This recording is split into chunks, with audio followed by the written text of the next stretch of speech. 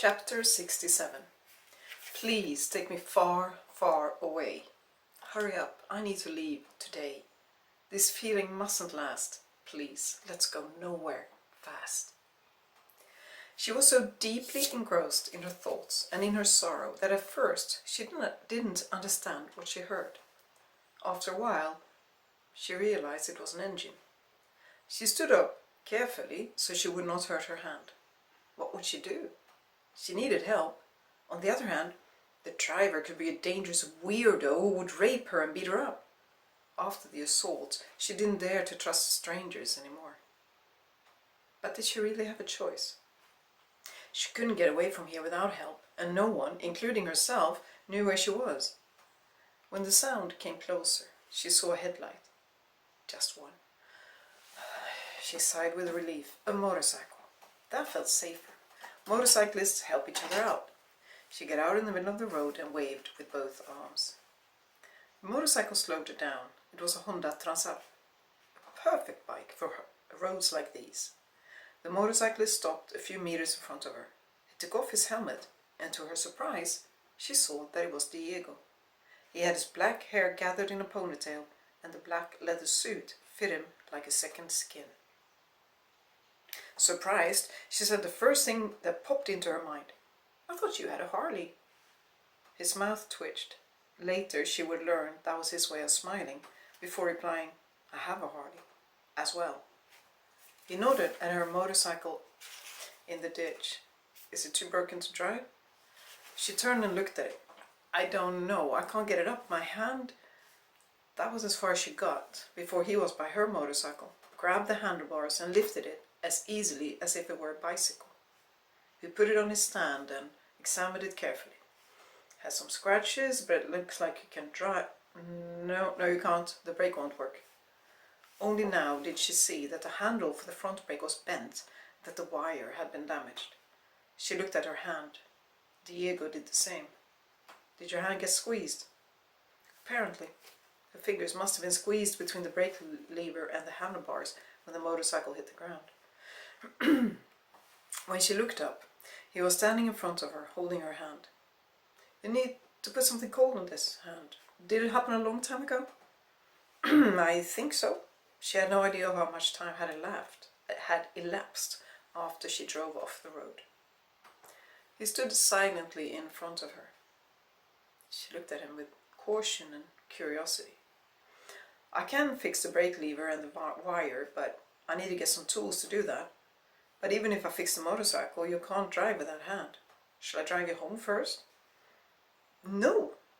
Her answer was fiercer than she had meant it to be, but going home to Amelia and Kevin, she absolutely didn't want that.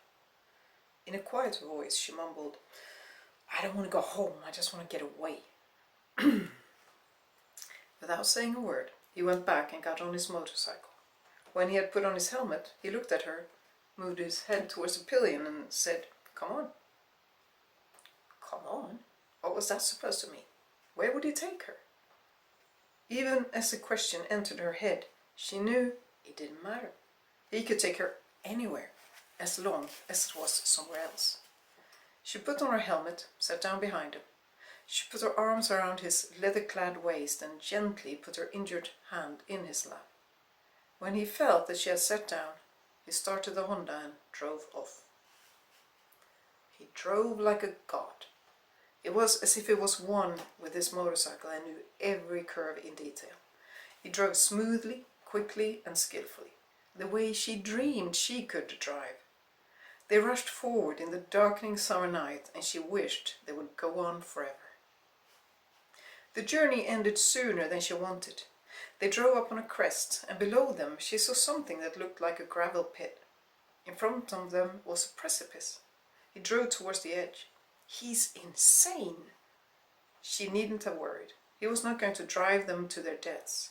Instead of driving over the edge, he made a sharp left turn, drove along the edge of the cliff before making a nearly 180 degrees turn, and then continued down and to the right. He steered the motorcycle in a zigzag down the steep gravel and sand wall. He truly was an amazingly skilled driver. When they had come all the way down, they were in a valley with a ridge as a protective wall around them.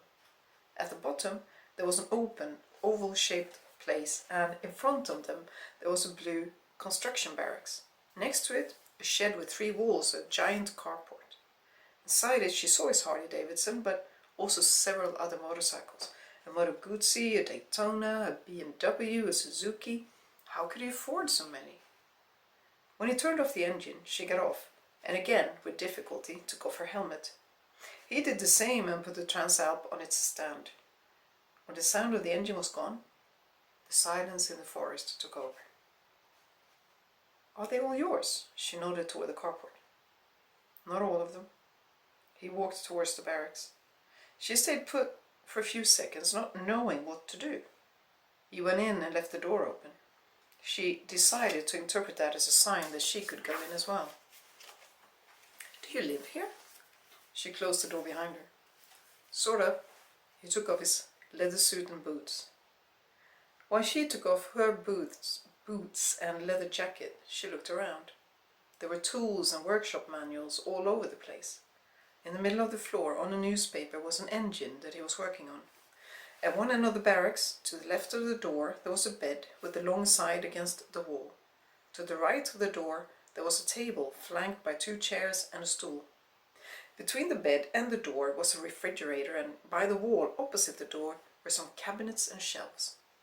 On the shelf, he had a beat-up boombox. She imagined him turning it on and off with oily fingers, maybe even with a screwdriver or some other tool. Amazing!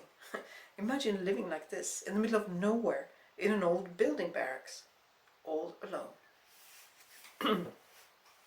He went to the refrigerator and took out butter, cheese, and a packet of crisp bread. He put it on the table and then got them glasses. Then he put a packet of milk in the middle of the table. Without saying anything, he started eating, and after a while she made herself a sandwich too. She buttered her bread with her left hand since she couldn't hold the knife with her injured hand. Diego helped her slice the cheese. He ate in silence and flipped through a motorcycle magazine. She tried to figure out how he felt about her sitting here in his kitchen and eating his sandwiches. He hadn't asked any questions, not said anything about whether she could stay or not. His black hair and sharp features made him look like a Native American, an unusually muscular Indian. This was the first time she had seen him in just a shirt. It was only now that she saw his strong arms, upper arms almost as thick as her thighs. No, not as thick as my thighs, she corrected herself, but maybe as thick as Agneta's slim thighs. When she thought of Agneta, she suddenly thought of Kevan and Agneta sitting on the sofa. She inhaled sharply. No, she was not going to think about that. It hurt too much. She was not going to think about it. She was not going to think at all. When she looked at Diego again, he was looking at her. She asked if it was okay if she slept over. Instead of answering, he got up, went to a cupboard next to his bed. He stood on tiptoes. He was muscular but not tall, and picked up 2 rolls lying on top of the cupboard. He threw them across the floor, so they ended up close to her feet. Sleeping bag and sleeping pad. He went back to the table and sat down again. Thank you.